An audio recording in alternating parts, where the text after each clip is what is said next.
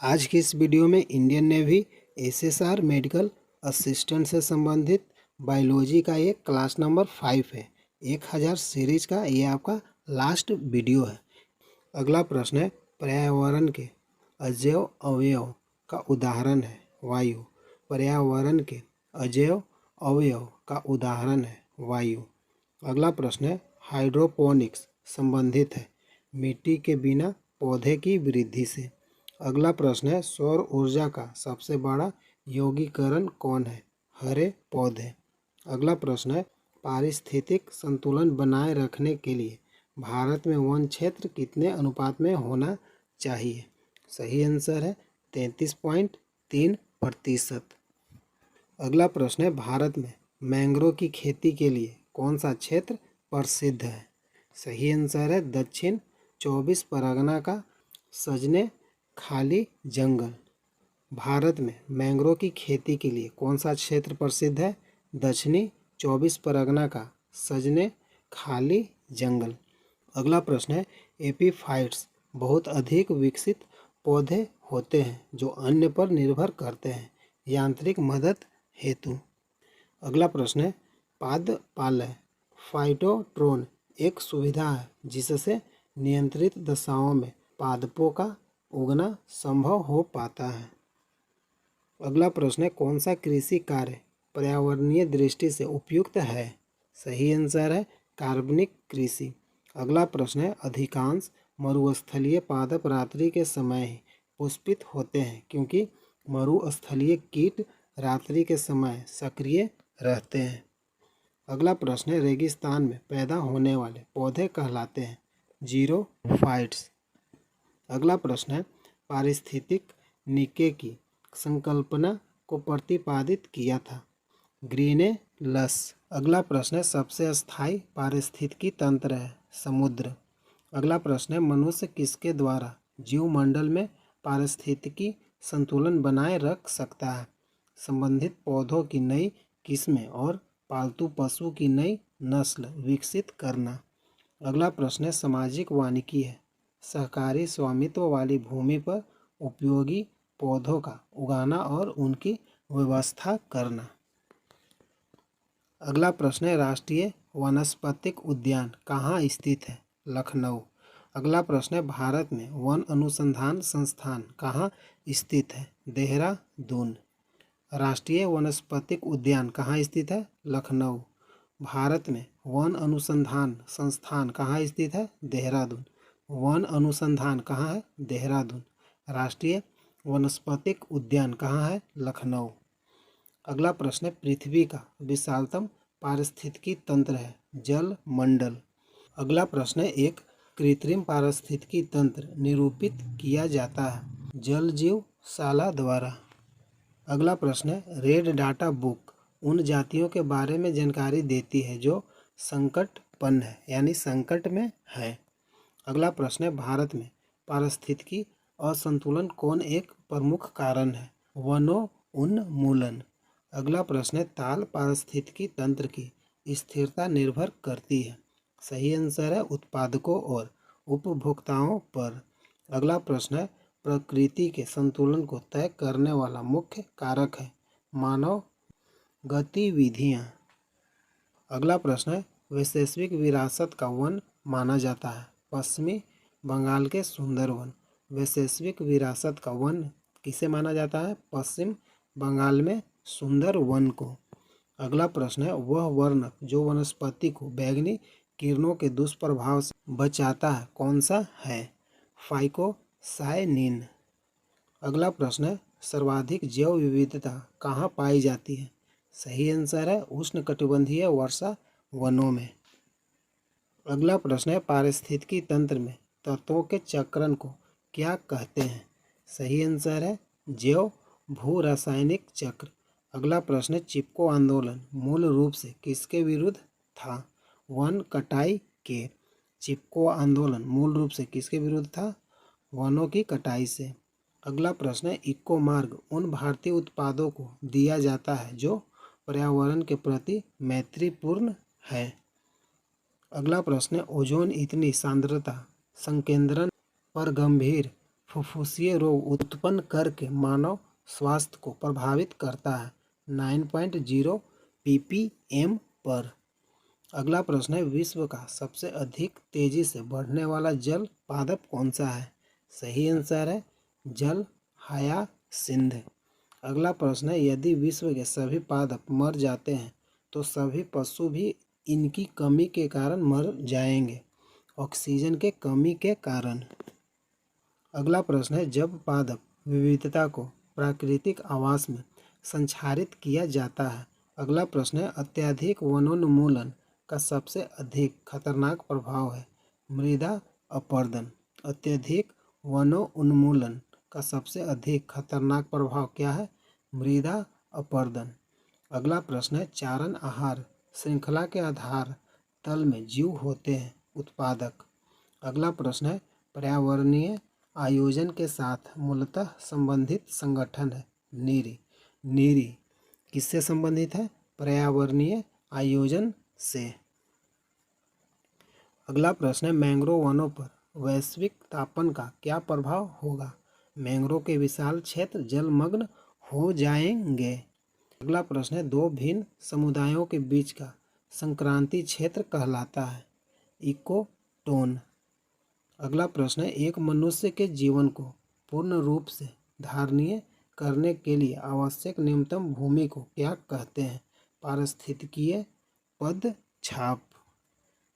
अगला प्रश्न है, डीएनए का डबल हेलिक्स मॉडल किसने दिया? वाटसन और क्रिक। डीएनए का डबल हेलिक्स मॉडल किसने दिया? वाटसन और क्रिक।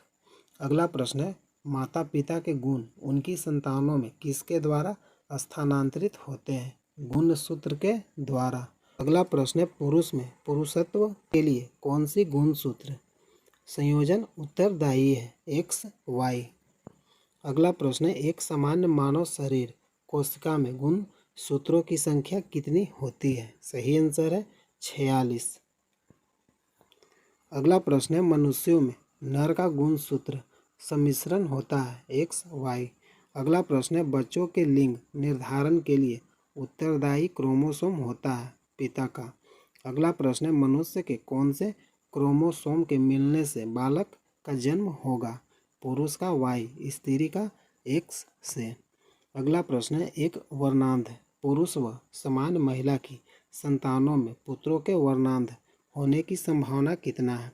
0%। अगला प्रश्न है, शिशु का पितृत्व स्थापित करने के लिए किस तकनीक का प्रयोग किया जाता है? DNA fingerprinting. अगला प्रश्न है, जीन शब्द किसने बनाया था? जी मेंडल। जीन शब्द किसने बनाया था? मेंडल। अगला प्रश्न है, वर्णांधता वाले व्यक्ति को लाल रंग दिखाई देगा? हरा।